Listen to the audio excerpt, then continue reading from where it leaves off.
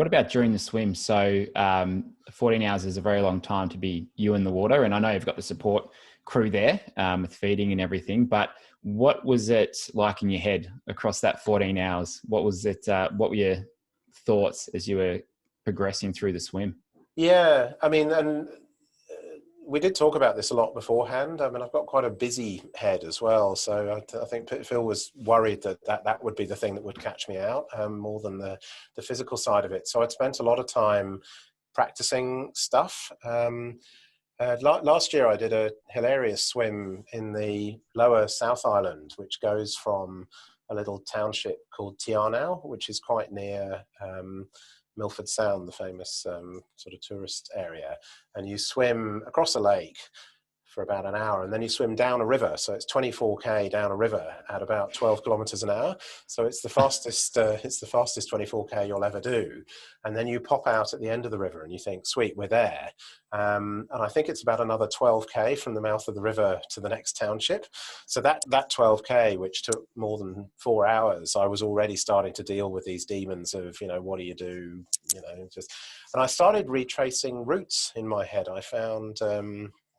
I was pretending I was driving from where I live in Wellington up to Taupo because, it's a route we do quite a lot. and you're just trying to step your way through it. And I found that worked really well. And then I was talking to Phil about this, and he said, "Oh, that's interesting. When I did my ultramarathon swimming, when I was competitive, I used to retrace my dustbin route." So Phil used to be a dustbin collector in Dunedin, and he had this route that he did, which took about 3 hours. So he'd retrace it in step in each dustbin along the way. And he said, "But the trouble is, it only takes 3 hours. So if you're doing a 14-hour swim, you need a lot of other things to think about." So you'd like this actually. So one of the things I did getting ready for this Taupo swim, I was trying to think of other things I could replay in my mind to give me something to focus on and take my mind off sort of wandering thoughts. So I thought about places I used to go running regularly where I knew the route.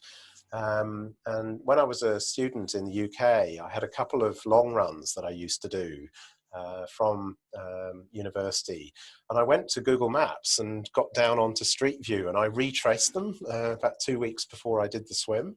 So I'd actually re-visualized everything, and I'd forgotten quite a lot of the detail, but on the day it was marvelous because it was all still there. It's incredible. 30 years on, it all comes flooding back, and that kept me going for hours and hours and hours. But Coach Brenton, you'll be very pleased to know that the other thing I spent quite a lot of time thinking about was my swimming. I was thinking quite a lot about my catch. I was thinking about not shutting the door at the back and closing past my hips and everything. So I did think about technique quite a lot. And I was sort of thinking about things coaches had said to me in the past. Particularly, we had one moment where, it was a perfect day, really, very, very flat conditions, but you start very early in the morning because it's such a long day, and generally the wind gets up in the afternoon. So normally Phil will start people at sort of 3-4 o'clock in the morning. And it's a bit of a trade-off between starting early enough that you finish early and starting so early that you get really cold, because of course, before the sun gets up, it's that much colder. So we started at 4:30 because it was quite a cold night. And we were swimming along and it was all going quite well. Forecast had been brilliant, no wind, sun came up, and then this amazing chop built up. And I thought, oh God, what's going on here? This is going to be pretty grim if it's like this for the next 10 hours. And it was the morning breeze. So this was the sun warming the land on the side of the lake, and you get this sort of offshore breeze, but it was just enough to break the water up.